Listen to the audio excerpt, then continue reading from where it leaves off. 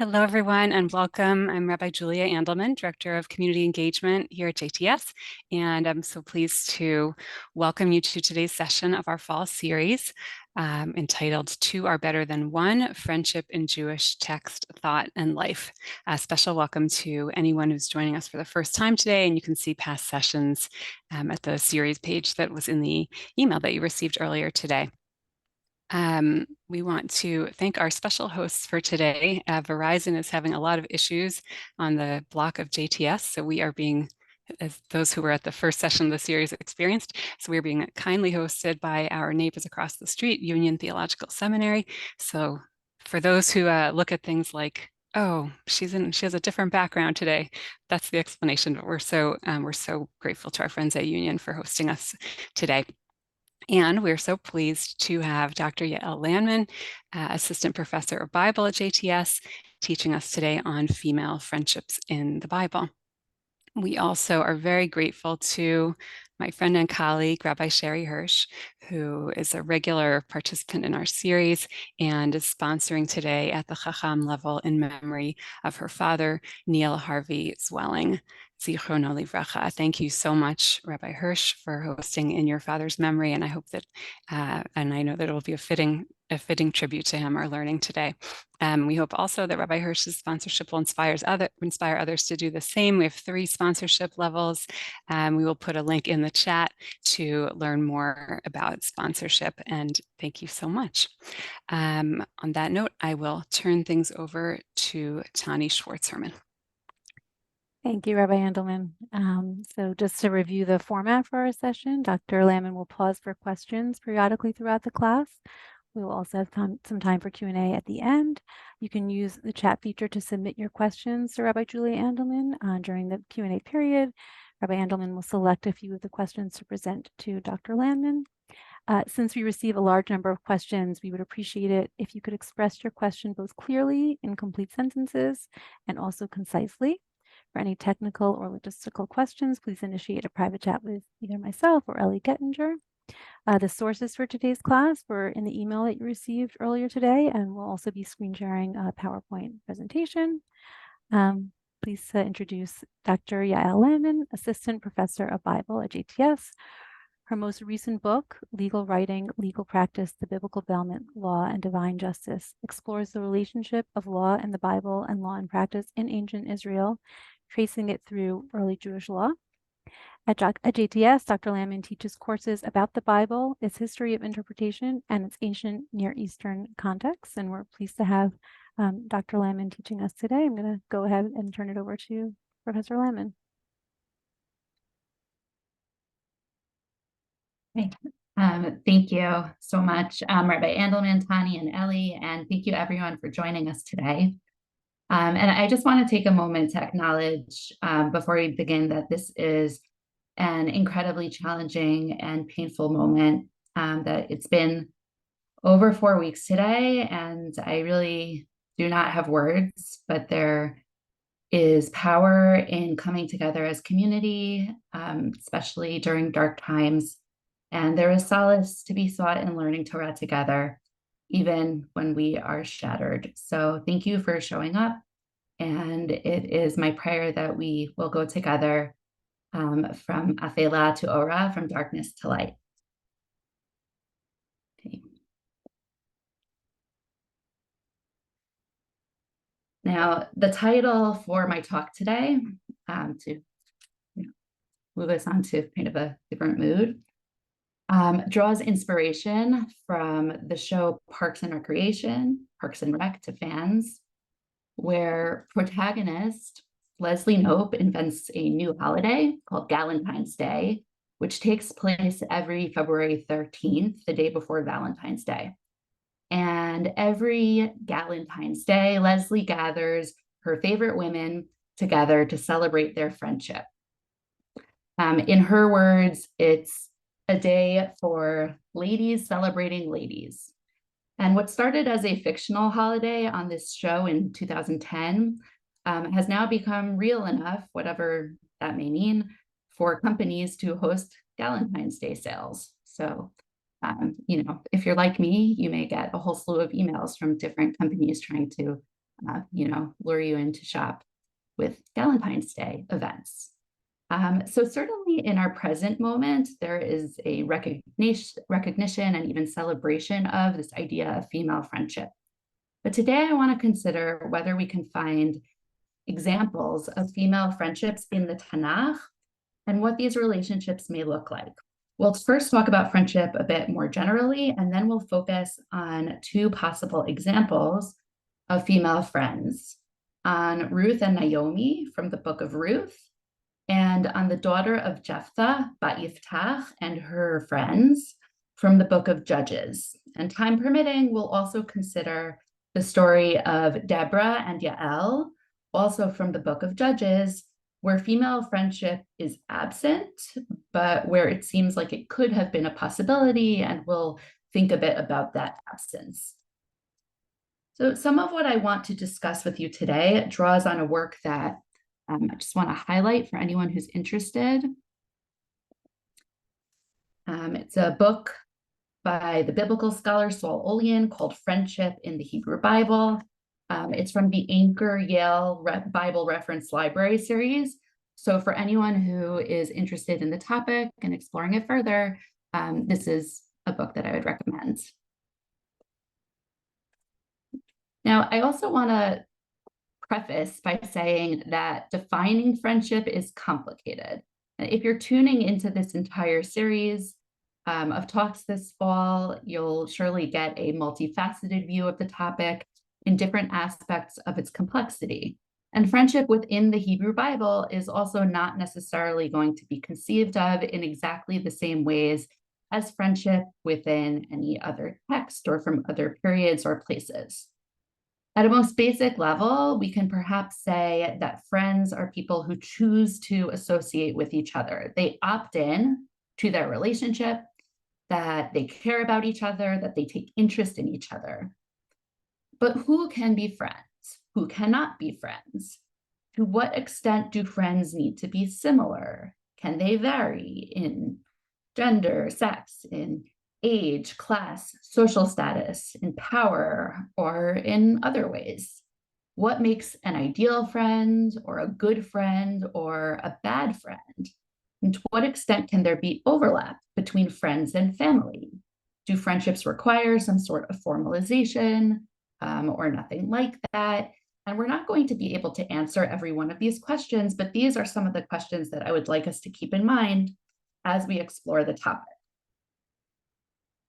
Now, there's arguably no word for friendship per se in biblical Hebrew, but it does seem that there are multiple words that could mean friend, though sometimes these words can also have other valences. The most common term is re'ah, and a number of related nouns from the same root, like mireya, ra'aya, and re'ut, which all seem to come from a root resh ayin hey or resh ayin ayin, meaning something like to associate with or to affiliate with. And one challenge that we encounter, by the way, is that re'ah has a broad range of meanings and sometimes seems to mean something closer to a neighbor or peer, but also sometimes to just another person, meaning someone other than the self. So context is going to matter a lot, and it's not always going to be completely clear without further digging what the nature of a relationship is, just by virtue of this word being used. Another term, ohev, literally means one who loves or likes, and can be used of a friend. We have aluf, which seems to be related to a kind of basic meaning of gentleness and is used of friends. The words yodea and miyuda, literally one who knows, i.e. who knows me, or one who is known to me, presumably. Also occur from the root yada, yadayin, yadalit ayin, meaning to know, and these are all used to describe friends. So one way to start exploring the topic of friendship in the Tanakh is to look for examples of these terms where they appear to be used in a way that is relevant. And in doing so, we have to always be aware at the same time that some of these terms can have other kinds of connotations. So sometimes they may have a kind of specifically political or sexual valence. And it can sometimes be hard to determine whether we're looking at overlap or at something distinct. And at the same time, it's possible that there are texts that are relevant to friendship that don't use any of this friend-specific biblical Hebrew vocabulary, texts that don't name people as friends per se, but that we still might wish to characterize as having to do with friendship. So these are some of the factors that we have to keep in mind. So the first example we're going to look at is a relationship between two women who are not explicitly referred to as friends, and these are Ruth and Naomi. So we're going to start by first kind of going over our story and some key points about it. Now, the book of Ruth starts off kind of like a fairy tale, though things turn ugly pretty quickly. So it begins with this almost biblical Hebrew kind of equivalent of once upon a time, Vayehi bimei shvot hashoftim, or in the days when the chieftains or judges ruled. And then we meet this family of 4 individuals who leave their home in Bethlehem, Beit Lechem, during a time of famine.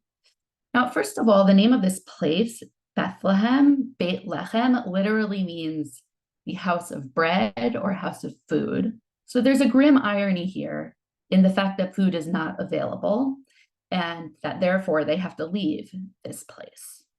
And the names of the people that we encounter also seem to be fraught with meaning. So we start with a man named Elimelech, which literally means my God is king, or my God reigns or will reign. And he decides to move his family away from God's land to the land of Moab because of famine. So there is perhaps an irony here about maybe a certain lack of faith or his perceived abandonment of his community in their time of need when he goes to the land of Moab, which is kind of very much a traditional enemy in the Bible of Israel. And he goes there with his wife Naomi, whose name means pleasant or sweet, and 2 sons who are inauspiciously named Machlon and Kilion, literally sickness and decimation or end. It's hard to imagine actually naming children with names like this. And then in Moab, the 2 boys or men marry Moabite women named Ruth and Orpah. And then, of course, all the men die, which brings us to verse 6. Now, she, Naomi, started out with her daughters-in-law to return from the country of Moab. For in the country of Moab, she had heard that the Lord Hashem had taken note of his people and given them food. Accompanied by her 2 daughters-in-law, she left the place where she had been living, and they set out on the road back to the land of Judah. But Naomi said to her 2 daughters-in-law, "Turn back, each of you, to her mother's house. May Hashem deal kindly with you as you have dealt with the dead and with me. May Hashem grant that each of you find security in the house of a husband." And she kissed them farewell. They broke into weeping and said to her, "No, we will return with you to your people." But Naomi replied, "Turn back, my daughters." And she continues to speak. And then finally in verse 14, they, meaning Ruth and Orpah, broke into weeping again. And Orpah kissed her mother-in-law farewell, but Ruth clung to her. And here we have our implicit origin story for the name of Orpah, who now disappears from the narrative.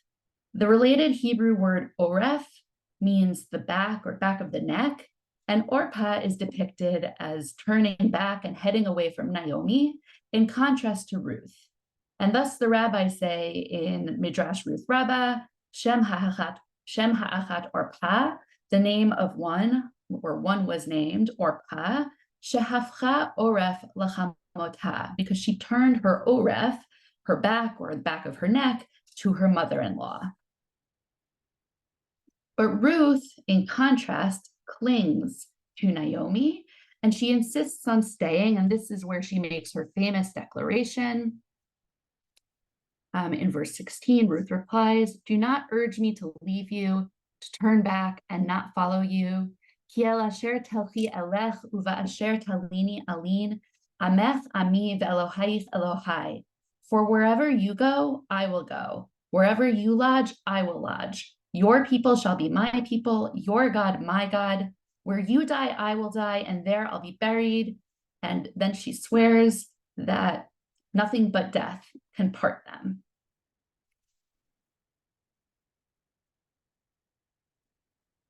So Naomi allows Ruth to remain with her. And when they reach Beit Lechem, finally, the townswomen are abuzz. They say, Hazot Naomi, could this possibly be Naomi? And Naomi tells them, don't call me Naomi anymore. Instead, call me Mara. Mara, literally bitterness, the opposite of Naomi, because God has made my lot bitter. So we see this very kind of direct pointing to the meaningfulness of names here, in Naomi pointing to the reversal of the fate that her name had promised. And the story then continues. Ruth goes to collect grain from the field of a wealthy male stranger who turns out to be a relative named Boaz, which means strength. And Boaz treats Ruth with what, again, is called in Hebrew chesed, loving kindness or compassion or even loyalty.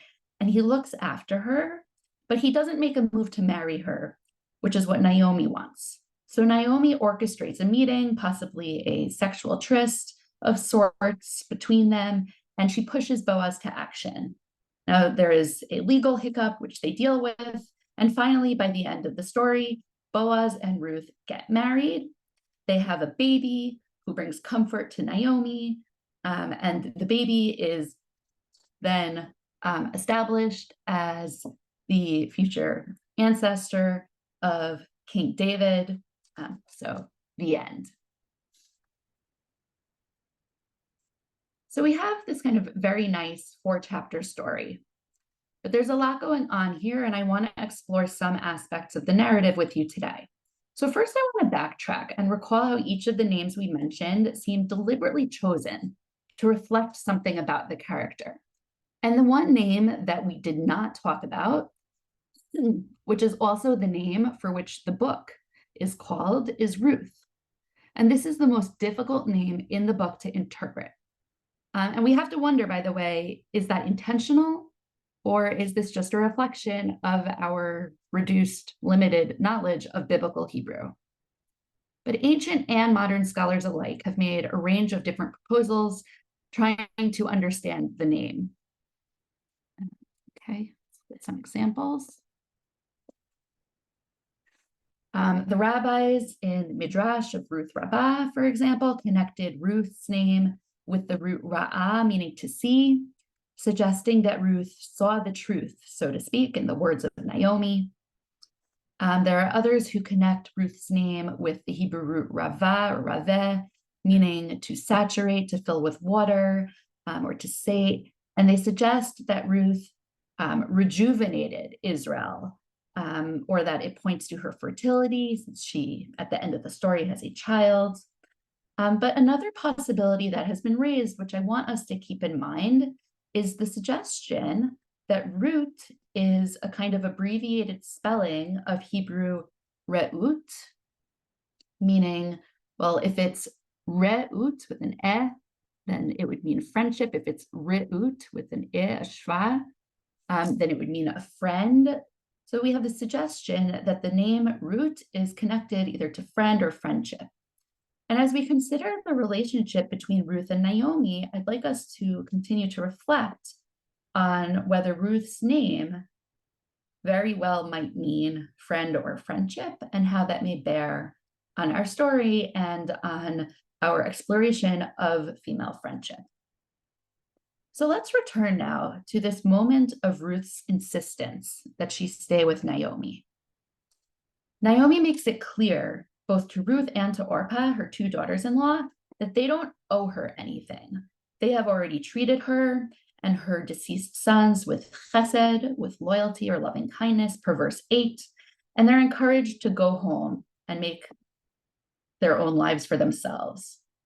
And that Orpah listens to Naomi further highlights that Ruth could have chosen to do that and would have done nothing wrong. But instead, Ruth chooses to cling to Naomi. At the end of verse 14, we have this language, Virut davkaba. Ruth clung to her. Now, this clinging, this choice to cling, isn't an expectation. This truly is a choice. This is something that the text makes clear that Ruth opts into. And Ruth declares her loyalty to Naomi to the death. Now, we can recall that Ruth and Naomi are different from each other in significant ways. There is a generational gap. Naomi is older, Ruth is younger. Naomi comes from Beit Lechem in Yehudah, whereas Ruth is a Moabite. But the two women are also both widows. They also have a shared history. They have shared loss of Ruth's husband, who was Naomi's son. They have shared pain. And at this point, they become a twosome. So we have in verse 19, Vatelachna shtehem, and the two went. At this point, they become a pair. And this is despite no obligation to each other. And they are going to form a joint household when they reach Beit Lechem. And this association between the two women is further highlighted as the story continues.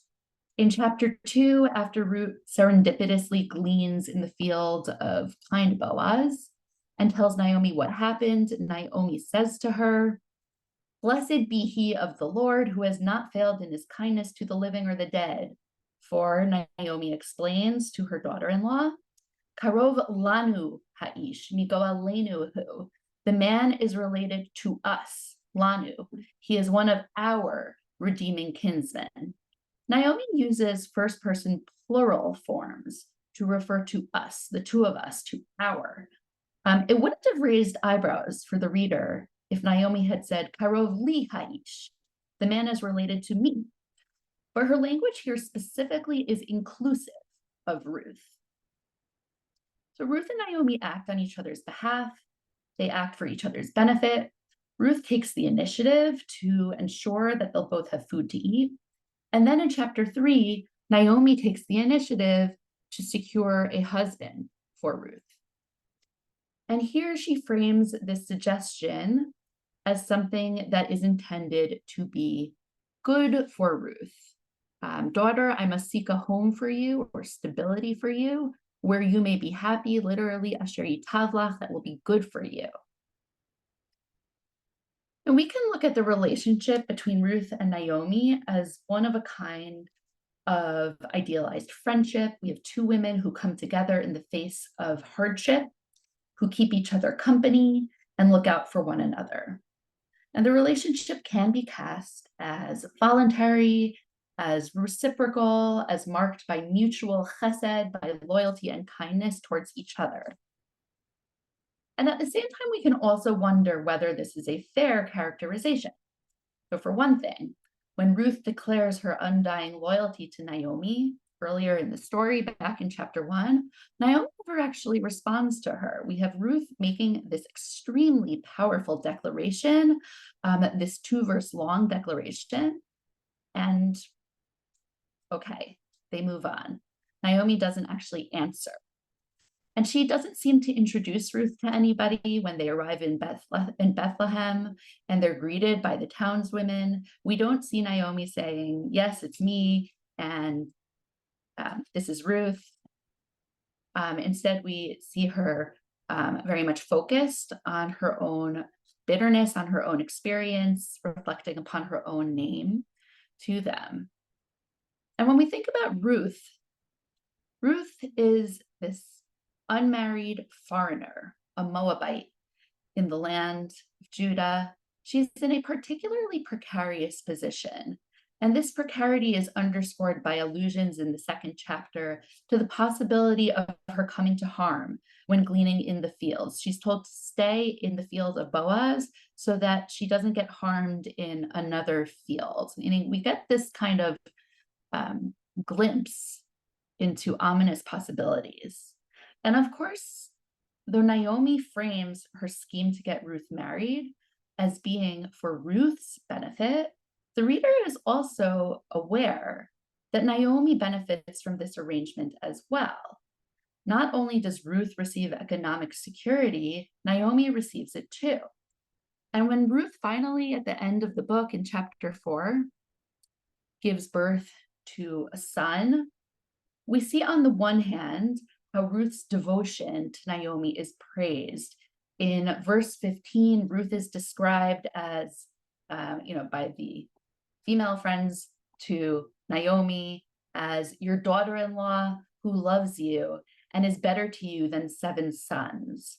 But we also see how that child is then associated specifically and perhaps exclusively with Naomi. In verse 17, these women declare that a son is born to Naomi. There are certainly different ways to think about the way that parenting is configured here and about this dynamic between Naomi and Ruth. But while Ruth, who is our character whose name might actually mean friend or friendship, while Ruth is portrayed as perhaps completely and selflessly dedicated to Naomi, we do perhaps have more reason to question how Naomi feels about Ruth. Even as we can kind of interpret Naomi's wants and her actions in a range of different ways. So I do want to pause here to allow for some questions about this piece of our talk today before we move on to our next story. Thank you. Just bracketing for a moment the what you've just been speaking about. There were a few questions earlier on about the word chaver, and is it not a biblical Hebrew word? Is it just a later word? So I wanted to give voice to those.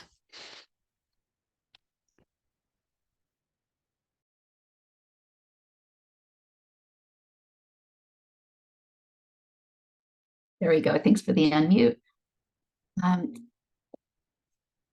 We do have chaver in biblical Hebrew with regard to a male friend.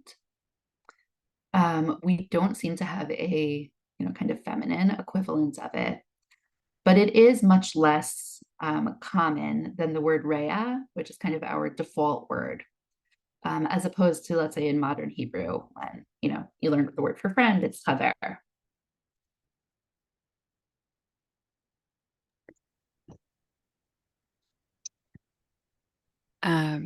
All right, there are interesting questions about relationships, which are hard to synthesize sometimes. One person was asking, is this relationship, is this friendship really mutually reciprocal if Ruth seems so much more dedicated to it than Naomi does? And I have to admit, when you pointed out that she doesn't introduce Ruth when she comes back, that was striking. And it's like, I sort of can't believe I never noticed it before, but it does, when you trace that through, as you did, seem really not reciprocal. Yeah, I think this is a really a good question. And I think that Naomi is a really complicated character here, and she really can be understood in different ways. And some read her here as just thoroughly cold and self-involved, and others focus on her pain, which also really radiates through the text. I mean, it's so clear from Naomi's words when she says, call me Mara, call me bitterness, that, she is a woman who is suffering. So on the one hand, we can look at her and say, oh, how cruel and, how lacking compassion she seems to be with respect to Ruth, who has just made herself so incredibly vulnerable and has dedicated herself so powerfully to Naomi. But on the other hand, I think we can also just look at this woman who is awash in grief and see her through that lens, which might A, allow us to have more compassion for her, and B, also opens up the possibility that we might not know what she is feeling, and that a lack of words does not necessarily mean a lack of being there emotionally.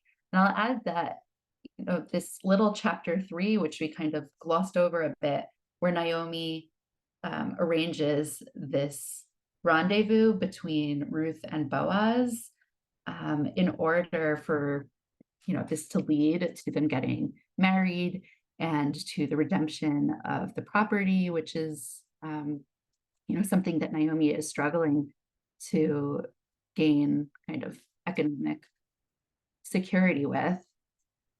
This story also has been read in kind of very different ways. Naomi has been read as, on the one hand, kind of pimping Ruth out, as telling her, kind of like put on makeup and get dressed all pretty and then go and lie down at, this sleeping man's feet. And feet is also understood by biblical scholars as a euphemism. And on the other hand, the biblical scholar Laura Quick has pointed to all of these actions for beautifying Ruth, for Ruth to beautify herself, as also being related to moving on from mourning. And it's also possible to see Naomi as trying to kind of pull Ruth up from a place where Ruth has been mourning the death of her own husband, and Naomi is trying to really find this kind of security for her. So we can read very cynically here, and we can also read kind of generously. Right. There's a huge series of major life events going on for each of them that the text doesn't address specifically. So that's a good point. There's a lot of interpretation to be done, and it could go in different ways. Someone asked about this root davak, cling or cleave. Excuse me, to cling or cleave, and pointing out that we first encounter it in Genesis with Adam and Eve,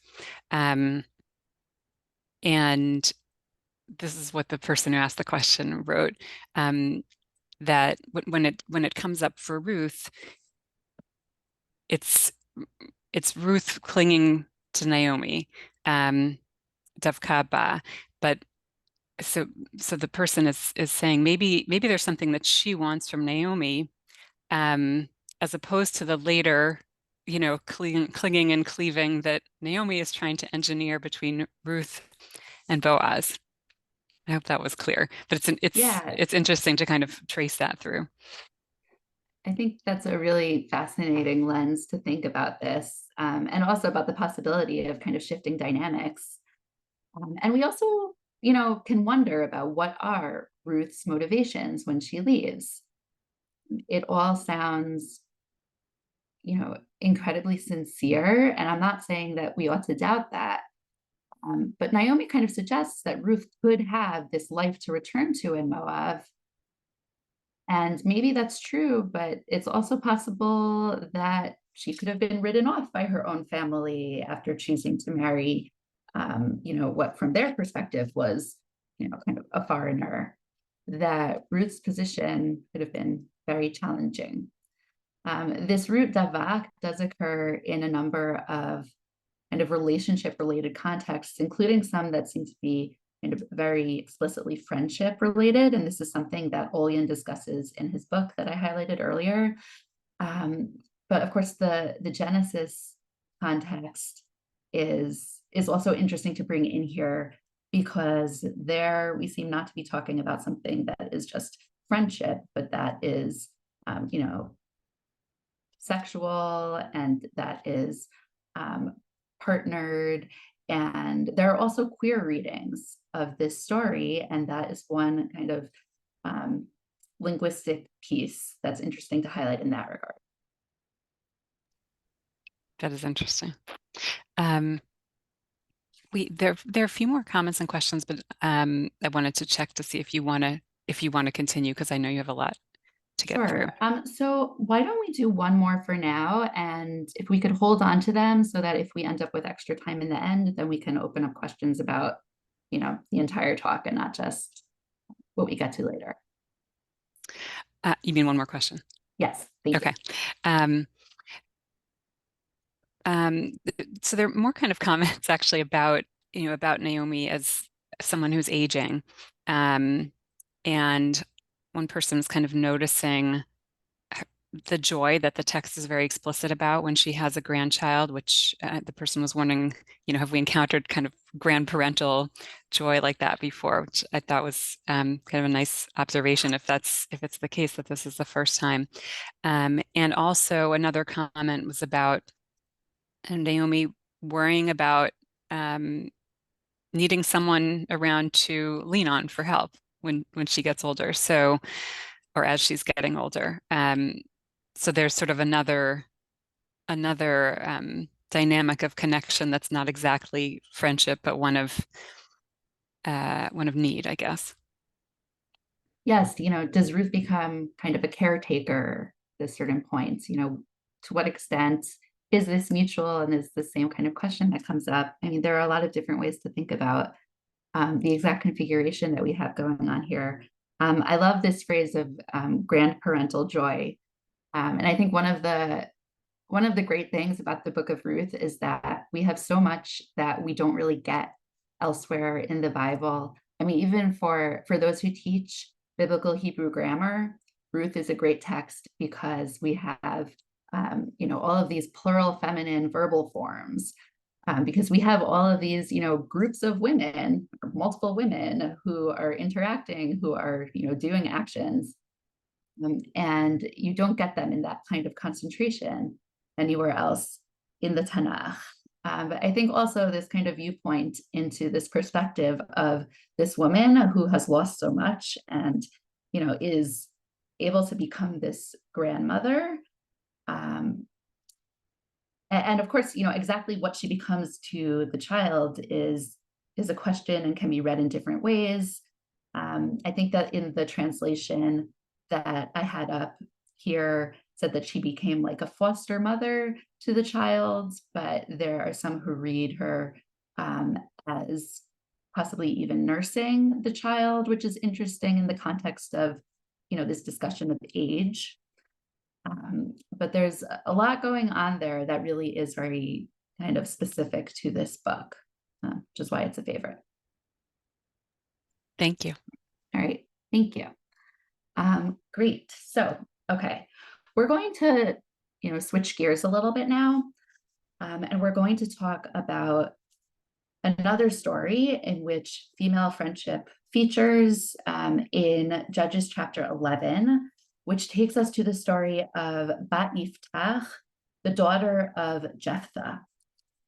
And though some interpreters have suggested names to give to this character, the biblical text never names her, and I am just going to follow the lead of the text and call her Jephthah's daughter or Bat Yiftach. Now, the backstory of her brief story is as follows. You have Jephthah, who's this kind of unlikely hero, almost this bandit or warlord type figure, and he is set to go to battle against the Ammonite enemies. But before he leaves, he makes a vow to God. So let's take a look at the text. Okay, so this is again in chapter 11 of Judges. Jephthah makes a vow to God: if you deliver the Ammonites into my hands, then whatever comes out of the door of my house to meet me on my safe return from the Ammonites shall be God's and shall be offered by me as a burnt offering. Now, there's a lot of questions that we can ask about Jephthah's intentions here. What does he imagine might possibly come out first from his house when he returns home? And the Hebrew here is very non-specific. We have hayotze asher yetze, which literally means, the going out one that goes out or that comes out, from my house, with no hint about whether that subject, the going out one, could be human or animal or something else, possibly. When Jephthah states that he's going to sacrifice it or them to God, does he envision animal sacrifice? Is he entertaining the possibility of human sacrifice? And we don't know. And, this set of verses is so difficult to translate. It's, one of these interesting kind of translation as exegesis exercises. And I did this recently with some of my students, where they look at a list of different translations into English of the same verse and see how widely they can differ on even small points. So for example, in verse 31 here, then whatever comes out of the door of my house, or should it be translated, then whoever comes out. And you can hear the difference and the expectations that it sets up for the audience. So we don't know exactly what Jephthah has in mind, and the ambiguity is likely intentional. And in any case, it is, of course, not only a human that is first to come out of his house, but Jephthah's only child, his daughter. Sorry, there we go. Back to verse 34. When Jephthah arrived at his home in Mizpah, there was his daughter coming out to meet him with hand drum and dance. She was an only child. He had no other son or daughter. On seeing her, he rent his clothes and said, "Alas, daughter, you have brought me low. You have become my troubler. For I have uttered a vow to God, and I cannot retract." And then she responds in verse 36, "Father," she said, "you have uttered a vow to God. Do to me as you have vowed, seeing that God has vindicated you against your enemies, the Ammonites." So Jephthah's daughter, of course, is first to come out of his house. And she has a hand drum, and she comes out with dancing. So she's coming out to celebrate her father upon his victorious return. Now, celebration turns immediately to tragedy as Jephthah cries out. And it kind of sounds like he's maybe blaming his daughter. And of course, again, how we translate every word is going to matter here. But he says that he has to keep his vow. And she, the nameless daughter, effectively mimics his words and vindicates this decision. Meaning, he says, "I have to do this." And she says, "Of course, you have to do this." And there are so many questions that we can ask here and that commentaries have asked here over the centuries. Why not nullify the vow? Nullifying vows is a thing in the Bible. Why doesn't Jephthah raise this possibility? Why doesn't someone else raise this possibility? And does Jephthah's daughter know at this point what her father has vowed? This is also not made clear. Who knows about Jephthah's vow? Was it made privately? At what point does she know, even if she didn't know before? When he says, "I have to do it," and she says, "Yes, you have to do it," does she know what she is agreeing to? Now, this set of questions is not our focus today. So we're going to kind of acknowledge that we have a lot of questions about the story, but we're going to continue with Jephthah's daughter. Then after kind of nearly mimicking her father's words, agreeing with him, vindicating what he says, she does make a request. In verse 37, she further said to her father, "Let this be done for me. Let me be for 2 months, and I will go lament my maidenhood." And she says, "Anochi v'reotai," I and my companions or my friends, my re'ot. And her father acquiesces, and so she goes. And then the vow is fulfilled. And then it says, "So it became a custom in Israel for the maidens in Israel to go every year for 4 days in the year and chant dirges for," or as some translate, to commemorate, "the daughter of Jephthah the Gileadite."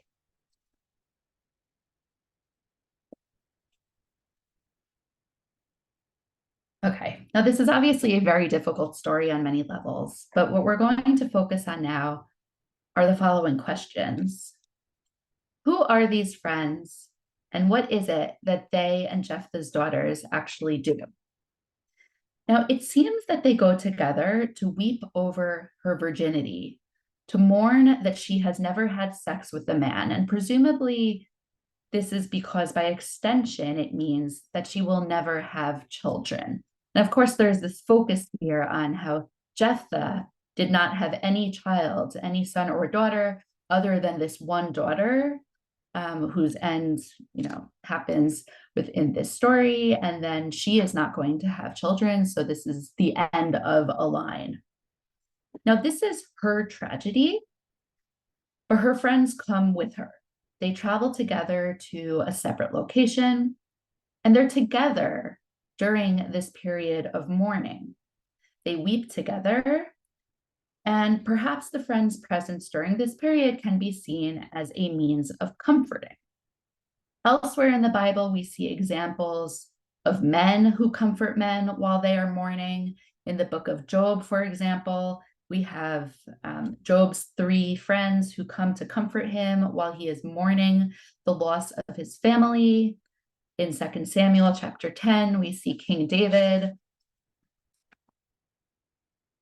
sending men to comfort a foreign king who also happens to be Ammonite, but we can set aside whether this is connected to our story. But he sends men to comfort this foreign king while that king is mourning the loss of his father.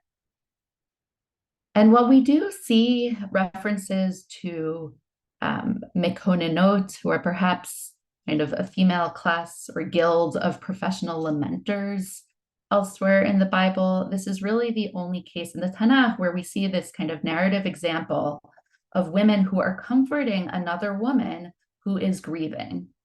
Though, of course, she is not grieving, the loss of her family in the same way as Job is, or in the same way as the Ammonite king is. She is grieving the loss of a future that will not be her own future, perhaps, and possibly future children. And what's also of note here is that the friends who join Jephthah's daughter do so for a period of 2 months, which is a fairly lengthy period for them to leave their homes, meaning we don't know what else they might have been up to during that time, but likely not just, lounging around. And we can recall that if these are kind of unmarried daughters, that in this context, they would have been, within the households of their fathers, under the authority of their fathers. If they were married already, which it sounds here more like we're talking about younger women, possibly even girls or adolescents, then they would be, if they were married, they would be under the authority of their husbands' households. But here we have this group of young women who go off alone for 2 months to be together. And then we get this bit at the end of the text that tells us that this ends up setting a precedent for a new ritual, that for years after, the maidens of Israel would go annually for a 4-day period. So not this 2 months, but this 4-day ritual where they would commemorate the daughter of Jephthah. Now, this has been understood in various different ways. It's often understood as some sort of puberty ritual, but what we can particularly note here is this female solidarity that we see manifesting in a context of mourning and comfort, and the ensuing ritual that brings women together in order to commemorate that original gathering. Now, there's much less detail here, of course, than what we find in the story of Ruth and of Naomi, but we do have this nameless daughter and her re'ot, her friends, and we can see how the daughter leans on them here, and how they, if wordlessly, as far as the narrative shows us, they demonstrate their loyalty to her. The biblical scholar Phyllis Tribble has said about this story, at the time of deepest sorrow, the last days of her life, the girl reaches out to other women. She chooses them to go with her to wander upon the hills and lament her virginity. In communion with her own kind, she transcends the distance between daughter and father. After this reference to female friends, she speaks no more. Within the limits of the inevitable, she has shaped meaning for herself.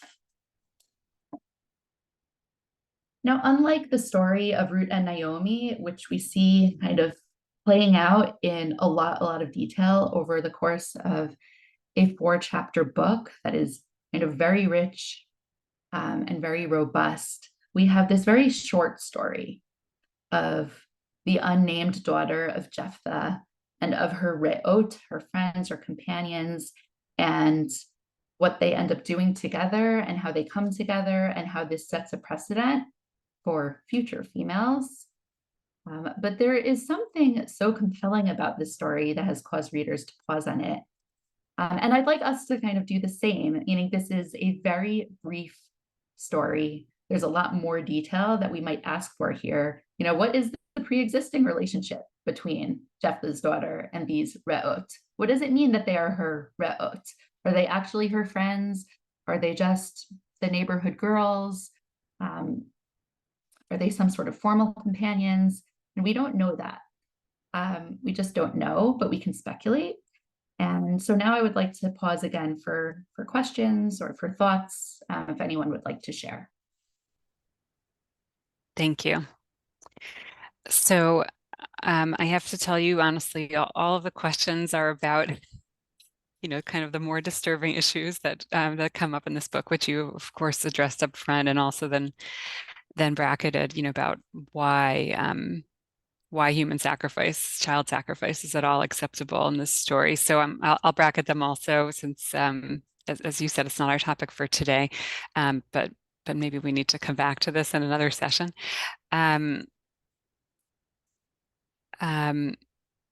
But someone did ask earlier, just as we were finishing the Ruth portion, someone asked if the book of Ruth passes the Bechdel test. And it made me reflect also on what's happening here, with Yephthah, who has, her fate is decided by her father in this capricious way. She has no agency, and the friends. It's this moment, these 2 months, this 2-period month in which, 2-month period in which the women or girls, or however old they are, kind of assume agency. We still don't really hear their voices, but they, in this kind of world in which their fates are determined by men, they're saying, we're going to do this, and I almost wonder if that's part of what's being commemorated in the years afterwards, sort of taking note of the voice that we don't have, but that maybe we can find ways to assert at times. All right, a few people have asked what the Bechdel test is. I'm going to let you address that in your response. Yeah, so there's this famous question about, let's say it's been used in the context of movies and literature. Does it pass the Bechdel test? Do you have women who are talking about anything other than relationships with men, essentially, or anything not romantic? And when we're talking about this in the context of the Bible, we might also think about whether we want to include, let's say, husbands or potential husbands. Do we also want to include the question of having babies, and specifically sons, and thinking about the roles that women get to occupy that don't necessarily have to do with the context of home building and of childbearing and child rearing? To what extent do we see that sort of thing playing out? So Ruth is often cited as kind of the only book in the Bible that passes the Bechdel test. But it is, yes, so we have the link here. Thank you, Ellie, in the chat for anyone who's interested. But I think that, one of the things that I always like to say to do when we get to texts like this very brief one, this very difficult story about the daughter of Jephthah, is to really pause on what is included and also on what is excluded, and to think about what might be kind of packed into this very kind of brief text. There's this famous statement about biblical texts and about how kind of brief biblical narrative can be, and how it can be so fraught with background that there is so much that is unsaid, and that we really have to kind of pause on every word, and pause on every detail that is there, and see how it is kind of playing together. And there are some different places where we can do that here. I mean, I think, one instance that we can think a little bit more about is when we have Jephthah's daughter speaking to her father and basically validating his decision. He says, I made this vow and I have to keep it. And she says, you have made this vow and you have to keep it. And is she kind of, being figured as a marionette here? Is she this kind of puppet who is kind of being used to echo her father's words in order to validate what he does, which is so awful? Meaning, by accepting this fate upon herself, does she take away some of the responsibility from him? What is that dynamic? And that's one way to think about it. But we can also kind of pause there and say, is there possibly a different tone to what she says? Is there possibly another layer or some other ramifications to what she says? So some scholars kind of look at what she says and at what appears like this kind of blanket validation of Jephthah's words and see some resistance in it. And particularly in her saying, like, okay, it ends here, which is not just saying it ends here for her, but also, okay, your line is done, to Jephthah, her father, that there is something radical about a biblical woman saying, okay, I accept my fate as someone who will not, have babies and who will not serve to kind of continue the line, which often is kind of the primary role of many of our female biblical protagonists.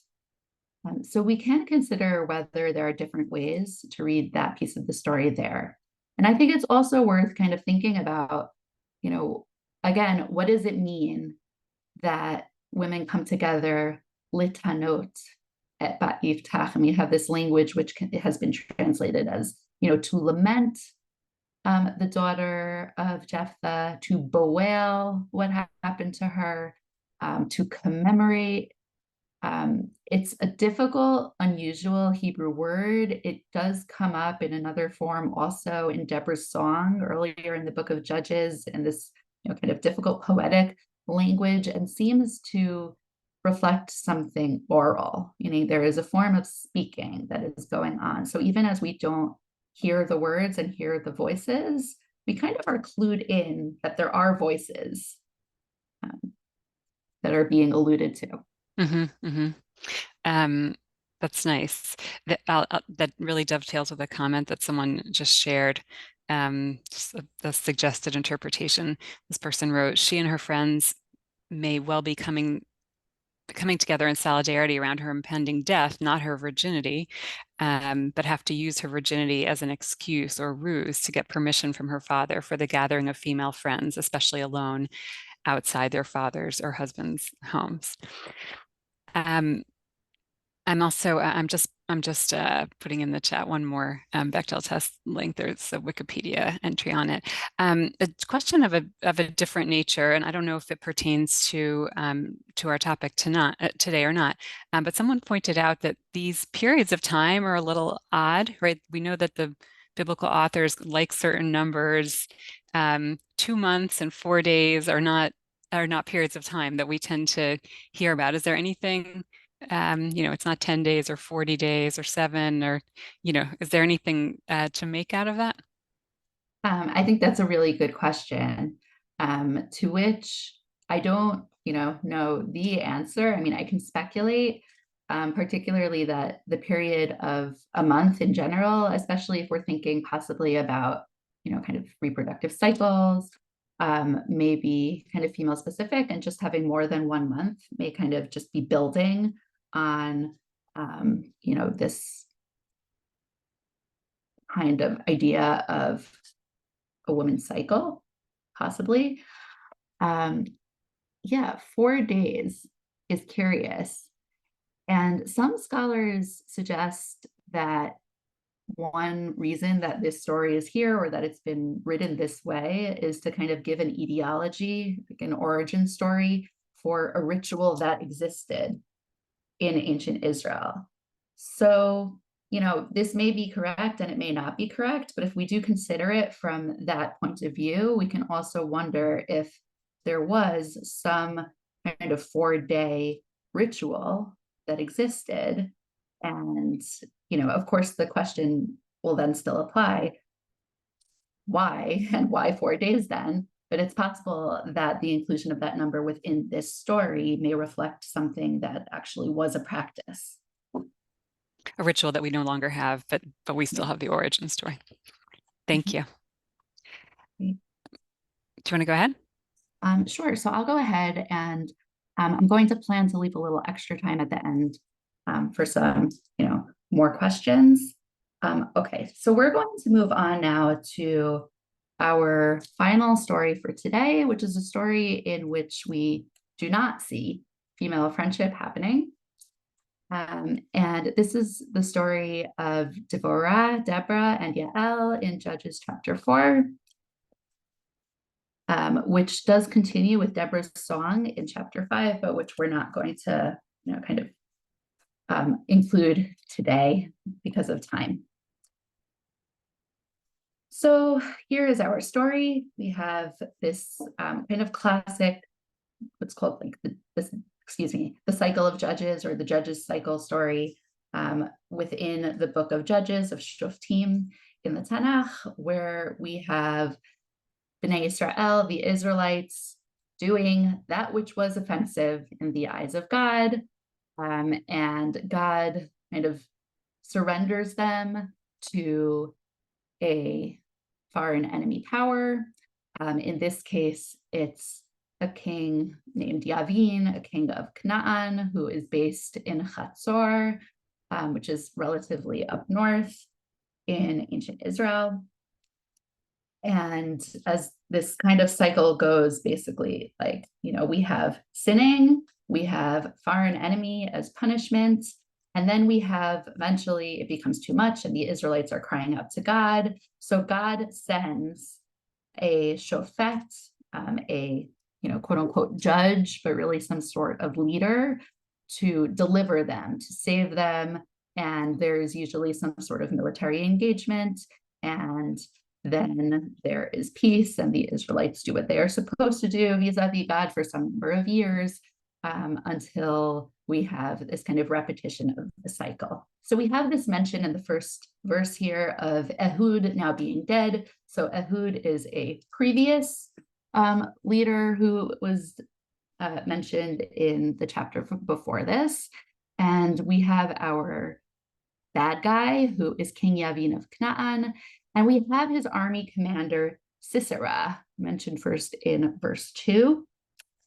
And we have then in verse 3, the Israelites cried out to God, for he, Sisera, had 900 iron chariots, and he had oppressed Israel ruthlessly for 20 years. So we have this team of King Yavin and his very frightening commander, Sisera, who have technologically advanced weaponry.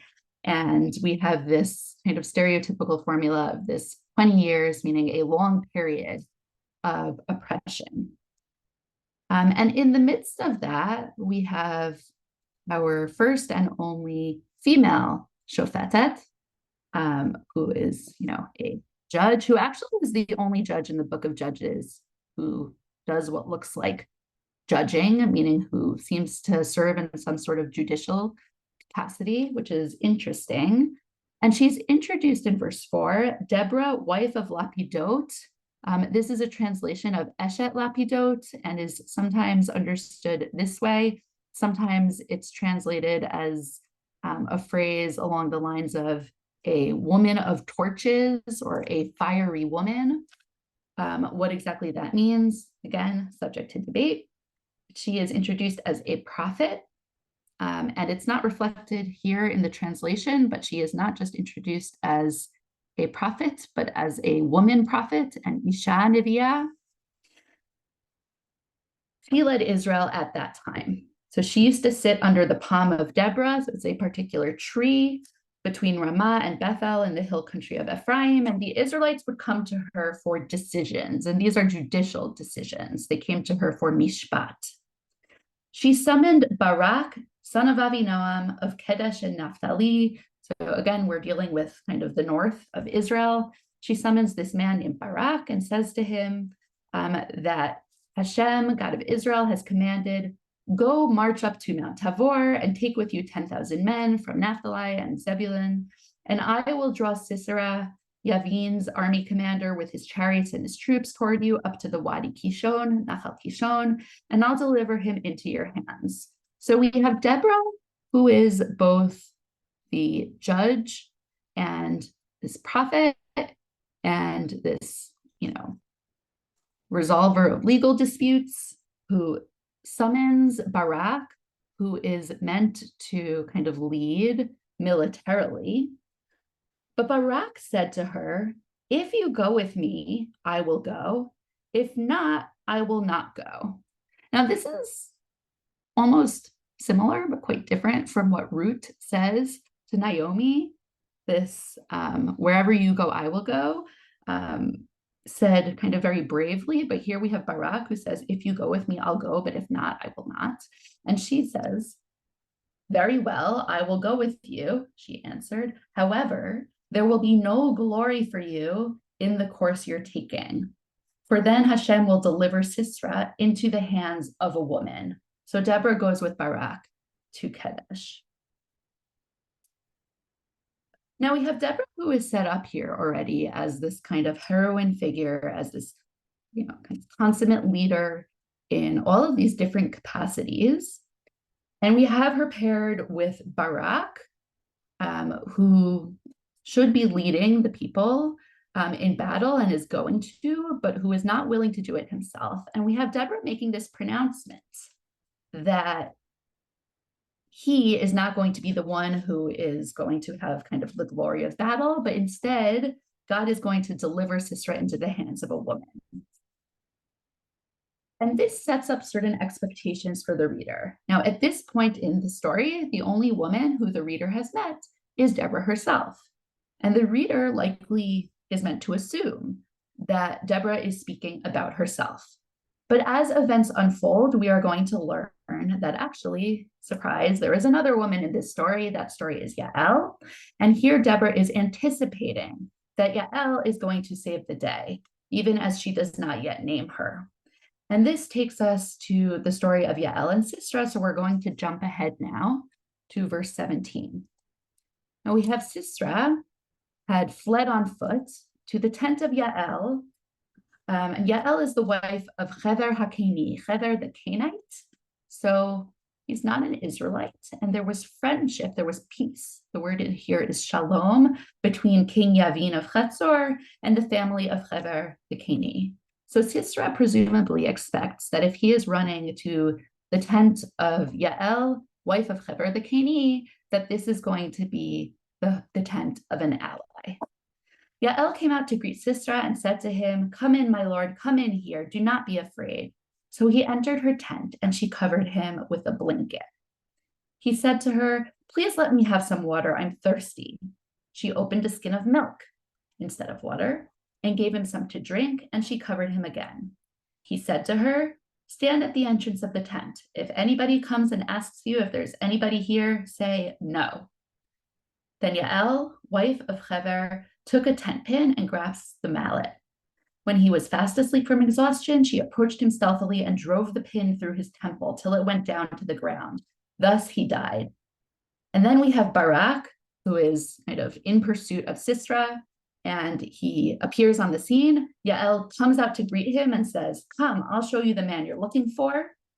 He went inside with her, and there Sisera was lying dead with the pin in his temple. So earlier in the story, we had this interaction between Deborah and Barak. We had this setup that a woman was going to be the one to defeat Sisera, the kind of, big bad enemy in this story. And we have these interactions now between Yael and Sisera back and forth. And then between Yael and Barak, we have Yael emerging as the person who herself kills the enemy with quite a bit of detail in the manner of killing, which is actually fairly unusual for biblical narrative, which will usually just say something like, they killed them and they died, as opposed to describing in detail what happens. And we have Yael showing to Barak what has happened. But we never see any sort of interaction between Yael and Deborah in this story. Now, in a sense, we see Deborah kind of extending this allyship and solidarity toward Barak, and then we see Yael pretending to be acting as the consummate hostess to Sisera.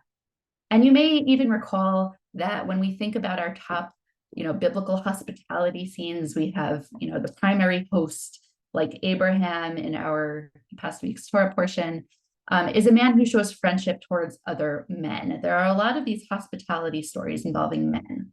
And in this story, we see Deborah and Yael emerging as these two kind of very strong, powerful women who lead Israel to victory and save them from the oppression that they suffered for 20 years.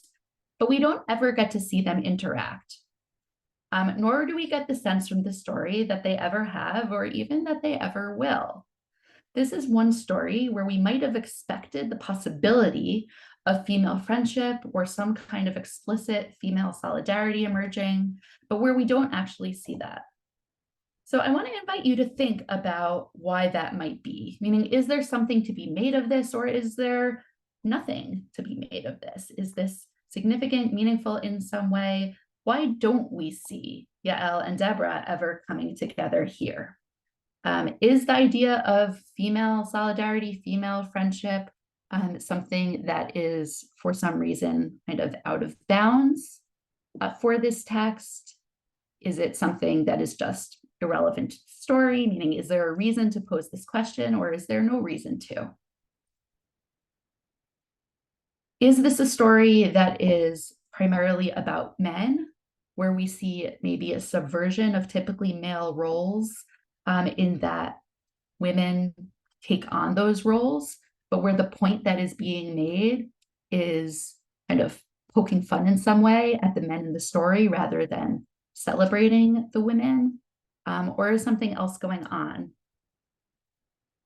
And while I'm on that topic, we can think back to the story of Ruth and Naomi, for example. I mean, ultimately, it's a story that ends with a genealogy that sets us up for King David. So you can say, this is a man's story. But at the same time, we can look at that text and see how it is so dedicated to the story of these two women, to their interactions. We can look at how many actions they take. We can look at all of the dialogue between the two of them, and point to what is missing in the story that we are looking at now of Yael and Deborah. So rather than kind of posing an answer, I do want to open that up to you to consider the relevance of this story in our conversation.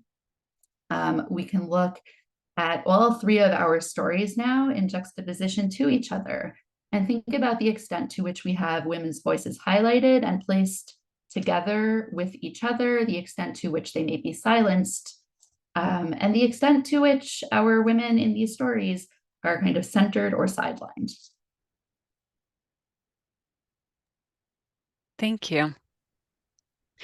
So really on that note, there was a question about why are so many women comparatively featured in the book of Judges, as opposed to some of the other early prophets. Is it, the person was suggesting or asking, is it because it's more of a collection of stories and it's not trying to be a linear narrative, which maybe is a partial explanation, but not a full explanation. So I wonder if you have thoughts on that.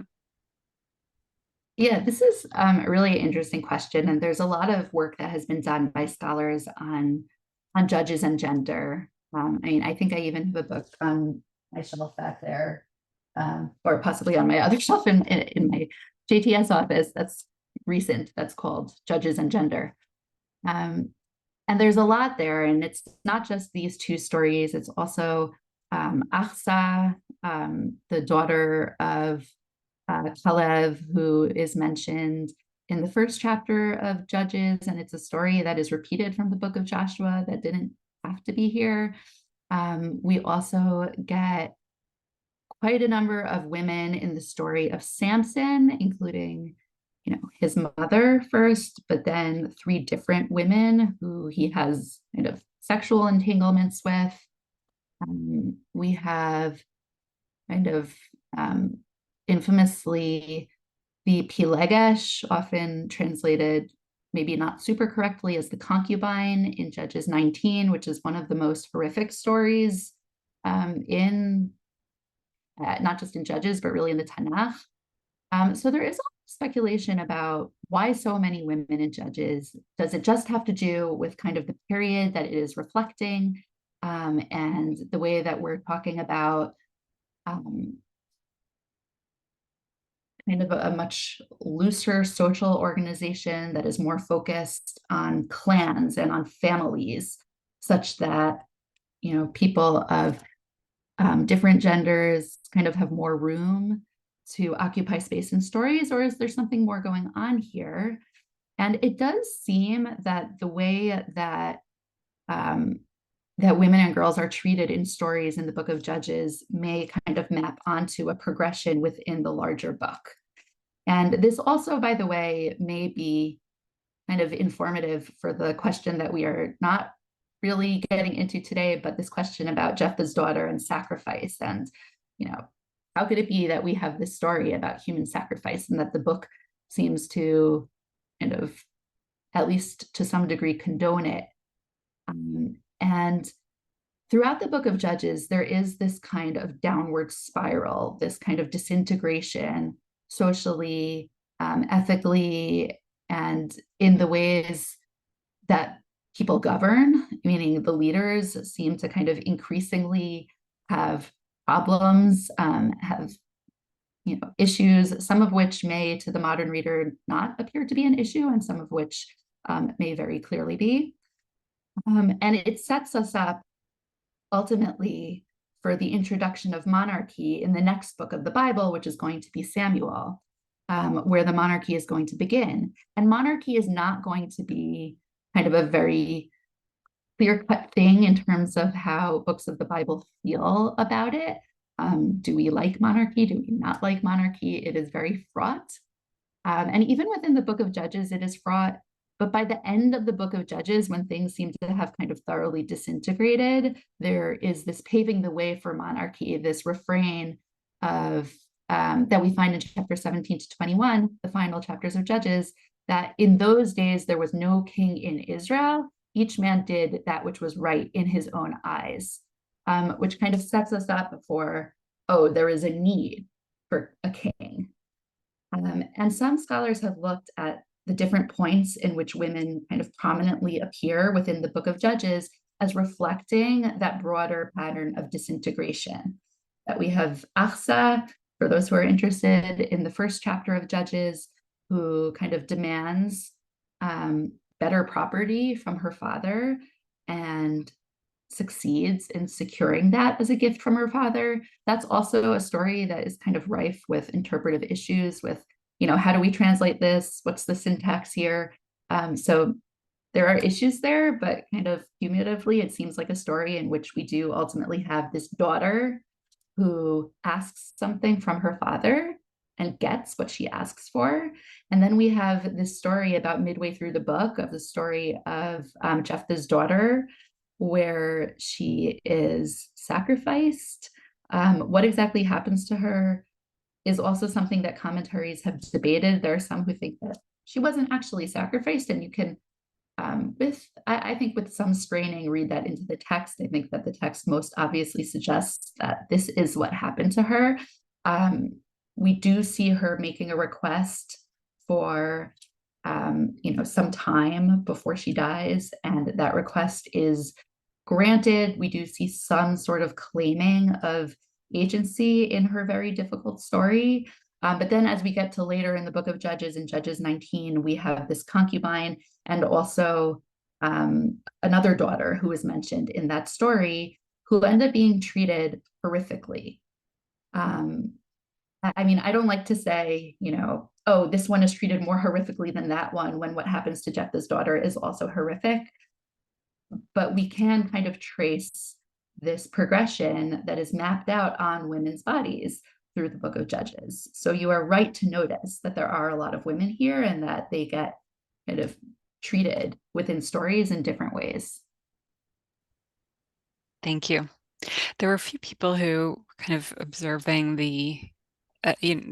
contrasting the approaches of Deborah and Yael. Deborah has this sort of leaderly way of kind of appealing to God and or relying on God, and Yael is taking things into her own hands in a rather violent way. Someone was one of the people drawing this contrast was asking if she said that she always imagined that maybe Yael had been raped by Sisera because the way in which she kills him is this kind of gruesome, penetrative act. So on the one hand, there's a contrast, but someone else also was suggesting, they're kind of sisters in arms in a way, or friends in arms, even though their approaches are so different to the challenge at hand. Yeah, I think one of the things that we have to bring into this line of questioning is, what's the deal with Yael, kind of ethnically, religiously? It's not clear that she's an Israelite in this story. I mean, she's married to a Canaanite, to someone who is a Canaanite. It's possible that she is, an Israelite who's married to a Canaanite, but there is some ambiguity about her identity, ethnically. And, it's possible that we do have this kind of juxtaposing of these two women heroes in this story, where one of them is kind of this Israelite woman par excellence, who is a prophet with this direct line of communication to God, who is able to issue judgments for the people, and she's able to kind of maintain justice in some form, who is able to lead the fearful leader who maybe is involved in the military action, though there's less clarity around that in the text about what her role exactly is, meaning she goes with Barak where they need to go. Then what does she do? It becomes less clear. Yael, on the other hand, is living in the land of Israel, but is not necessarily an Israelite or part of the Israelite community in any sense, even as she shows loyalty to the Israelite cause. Does she do that because of some conviction, some sense of conviction? Does she do it out of fear for her life or fear for her safety? We did not look at chapter 5 today because of time constraints, but at the very end of chapter 5 in Deborah's song, we have another female voice, which is the voice of Sisera, the mother of Sisera, who is waiting by the window for her son to return from battle. And in this song, she is imagined as, waiting for her son to return with damsels as spoils of war. So the idea of Sisera being someone who might rape women, particularly in their tents, meaning the tent is this private sphere, is certainly not far-fetched. And there are many readers who have seen that kind of valence in this story, whether it is something that was a fear to which Yael was responding or something that may have happened. And readers also point to some of the language in the next chapter in Deborah's song, where Deborah does describe in poetic terms what happens between Yael and Sisera, and repeatedly refers to Sisera falling between her legs. And some of the language there has also been seen as sexual in nature. Thank you.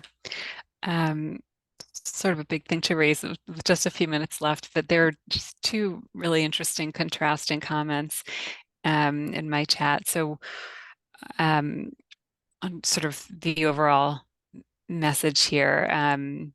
So looking specifically at the book of Judges, one person was suggesting, the kind of the overall theme is to justify and prop up the Davidic line of kingship. And they wrote, to push the point, the authors imply it was so bad back then, they even had all these women doing these inappropriate things, right? You were saying everyone was doing Hayashar Beinav, whatever they thought was right. There was such lawlessness that we had women, women taking on roles. And then on the other hand, looking a little more broadly than just the book of Judges, someone was suggesting, one way of looking at all of these stories is kind of, see the valor of these women and how they, without, political alliances, or in most cases, positions of public leadership, managed to move history anyway and be forces in their own way. So two kind of really different takes on the stories. And I don't know if in our last minute, if you want to reflect or if you want to leave it there. Yeah, I really appreciate this contrast and you pulling those from the comments, because there are so many different ways to approach, what's going on in these stories. I will point out that, in this kind of identifying what was wrong with each judge after the first kind of perfect paradigmatic judge, who's Othniel, earlier in the book of Judges, it is the case that, really everyone who kind of looks at this says, oh, the fact that it was Deborah, the perceived issue is that she is a woman, meaning modern readers may not like that, but the idea of it being somehow a flaw or something where something was amiss is something that many have read into this. On the other hand, some scholars have thought about, what warfare may look like on the ground in the kind of social structure that seems to be pointed to by much of the book of Judges, and have suggested that, I think Gail Yee has written about this, and maybe Carol Myers, that we might expect to see kind of more gender parity in this kind of guerrilla warfare, where the lines between public and the domestic inevitably end up getting much more blurred than one might expect in other sorts of contexts. So there are a lot of different angles that we can adopt in examining that question. Thank you so much, and thanks for bringing these texts together and looking at them, specifically through the lens of friendship, as we asked you to do today, in addition to all of these other themes that are swirling around. I think that these are texts that are familiar to a lot of people, and you really brought out different angles and different contrasts and different questions than I think we're used to think about this question of friendship between women in the Bible. So thank you so much for your wonderful teaching today. Thanks to everyone for joining us and for your comments and questions. I'm sorry I couldn't get to all of them.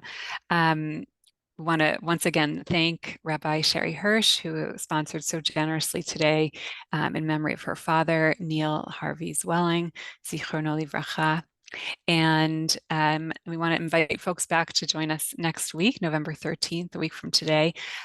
We have a visiting professor at JTS, Dr. Benedicte Serre, who is she is a professor of medieval history visiting from Paris this semester, and her session is on friendship and interfaith engagement. And how in a world where religious difference is often a source of division, the idea of friendship might emerge as a tool for forging connection and fostering receptiveness and mutual understanding. So hope you'll join us next week for that session. And I want to thank Dr. Landman once again for teaching us so beautifully today.